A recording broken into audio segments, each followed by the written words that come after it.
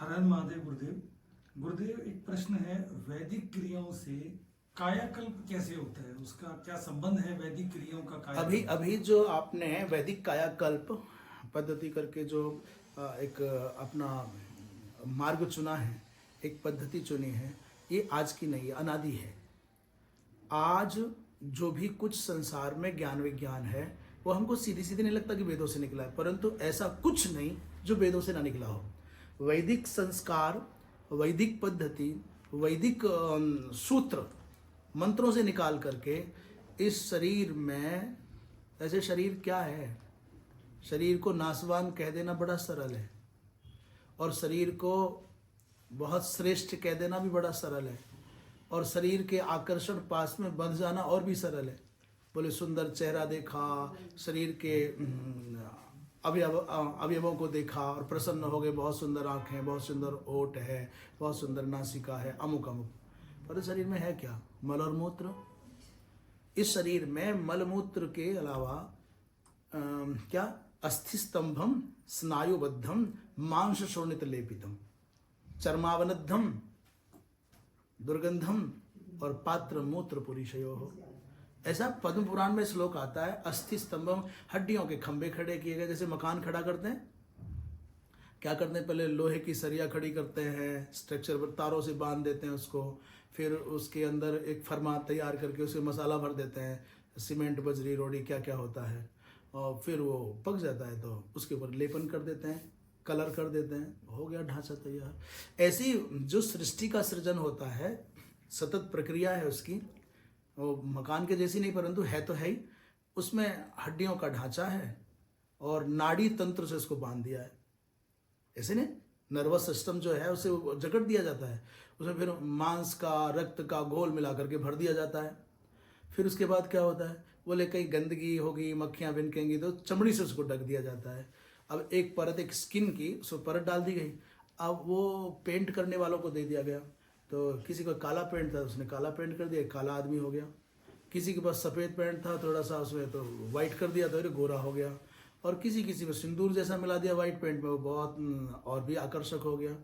कोई कोई काला और सफ़ेद दोनों मिक्स करके कर दिया तो सांवला हो गया। यही चल रहा है। अफ्रीका, दक्षिण अफ्रीका आदि में, वेस्ट इंडीज आदि में, वहाँ काला पेंट ज़्यादा मिलता है, इसलिए मनुष्यों पर, घड़ों पर ऊपर रख देते हैं। और अंग्रेज़ों के यहाँ पर या पहाड़ों में, हिमालय में वाइट ज़्यादा होता है, इसलिए गोरे गोरे ज़्यादा हो जाते हैं। बीच के लोग थोड़े मध्यम वर्ग के। शरीर क्या है? इस गंदगी से भरे हुए शरीर में दिव्यता लाने की जो प्रक्रिया है उसी को कायाकल्प कहते हैं। और वो दिव्यता आएगी कहाँ से? बोले वेदों से। तो वेदों में जो सूत्र रूप में प्राकृतिक चिकित्सा के साथ साथ तत्तद मंत्रों के जप के वातावरण में, तत्तद शास्त्रोक्त वेदोक्त औषधियों के प्रयोग से इन इन औषधियों का हवन किया जाएगा, तो इन इन मंत्रों के द्वारा किया जाएगा, इस मुहूर्त में किया जाएगा। तो उस उत्तम मुहूर्त में उत्तम मंत्रों के द्वारा उत्तम औषधियों से जब होम होगा तो उस होम के धूम से उस व्यक्ति के चित्त में दिव्यता आएगी। ये वैदिक कायाकल्प है। तत्तद औषधियों को जल में मिला करके तत्तद मंत्रों से, सूक्तों के पाठ के साथ उसका स्नपन होगा, स्नान होगा, उससे देह में दिव्यता आएगी, ये कायाकल्प होगा।